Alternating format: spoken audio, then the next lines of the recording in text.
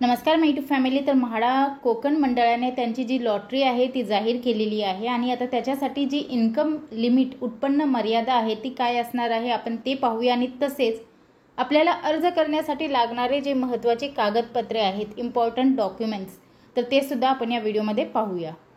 तर सर्वप्रथम आपल्याला ओळखीचा पुरावा म्हणून आधार कार्ड लागणार आहे. तर अपलोड करण्यासाठी सर्वप्रथम आपल्याला आधार कार्ड हवा आहे. त्याच्यानंतर ओळख पुरावा म्हणून परत पॅन कार्डसुद्धा आपल्याला लागणार आहे.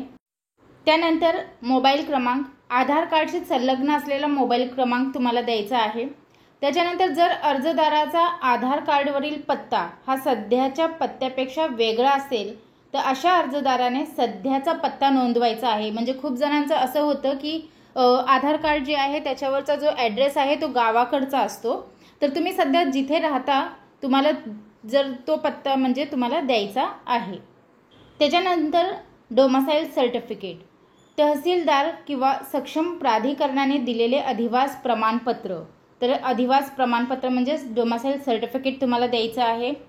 त्यानंतर आयकर परतावा प्रमाणपत्र म्हणजेच उत्पन्नाच्या दाखल्यामध्ये तुम्हाला ITR द्यायचं आहे. ITR तुमचं 2023-24चं असायला हवं किंवा तहसीलदार यांनी दिलेला उत्पन्नाचा पुरावा वर्ष 2023-24चं हवं.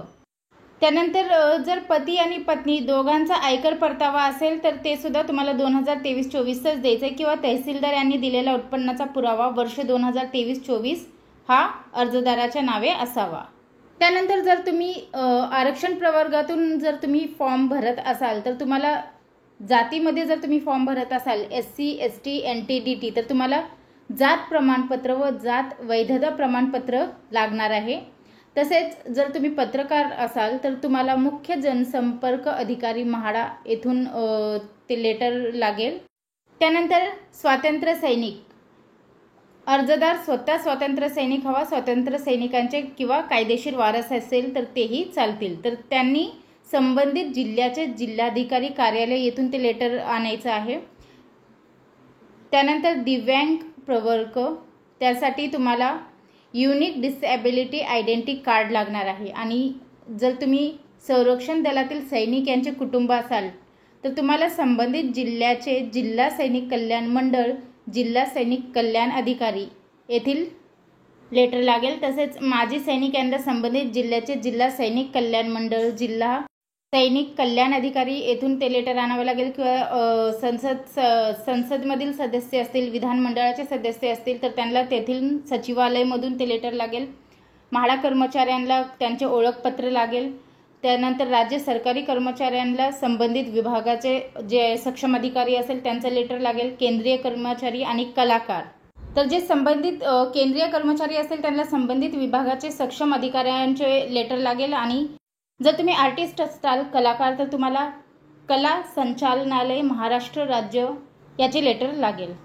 तर आता उत्पन्न मर्यादा 15% एकात्मिक व 20% सर्वसमावेशक योजना व कोकण मंडळ योजनेकरिता अर्जदाराचे दिनांक 1/4/2023 ते 31/3/2024 असेसमेंट इयर 2000 म्हणजे 2024 ते 25 मधील आयकर वितरणपत्र अथवा दिनांक 1/4/2023 ते 31/3/2024 तहसीलदाराचा उत्पन्नाचा दाखल्यामधील कौटुंबिक उत्पन्न हे शासन निर्णय क्रमांक 2019 प्रमाणे 16/3/2023 अन्वये अत्यल्प उत्पन्न गट, अल्प उत्पन्न गट, मध्यम उत्पन्न गट आणि उच्च उत्पन्न गट या प्रवर्गाकरिता अनुज्ञेय चटई क्षेत्रफळ व उत्पन्न मर्यादा खालीलप्रमाणे आहेत.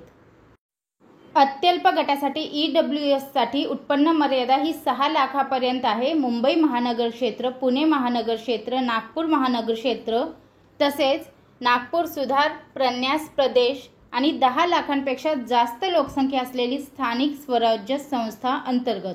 तर या गटात तुम्ही जर असाल तर तुमचे उत्पन्न गट EWS गटासाठी 6 लाखापर्यंत पाहिजे. अल्प उत्पन्न गटासाठी LIG साठी 9 लाखापर्यंत पाहिजे आणि मध्यम उत्पन्न गट म्हणजे MIG साठी 12 लाखापर्यंत पाहिजे. आणि उच्च उत्पन्नासाठी कमाल मर्यादा इथे दिलेली नाहीये.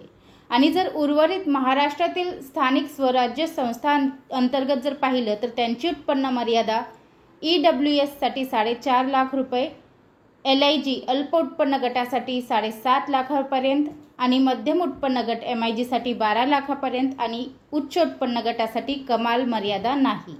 आणि उत्पन्न मर्यादामध्ये सर्वात महत्त्वाची बाब म्हणजे शासन निर्णयानुसार ही चारही उत्पन्न गटासाठी किमान मर्यादा निश्चित करण्यात आली नसली तरी सुद्धा अत्यल्प उत्पन्न गटातील व्यक्ती म्हणजे EWS गटातील व्यक्ती ही अल्प उत्पन्न गटासाठी अर्ज करू शकतात. म्हणजे EWS मधील व्यक्ती LIG साठी अप्लाय करू शकतो.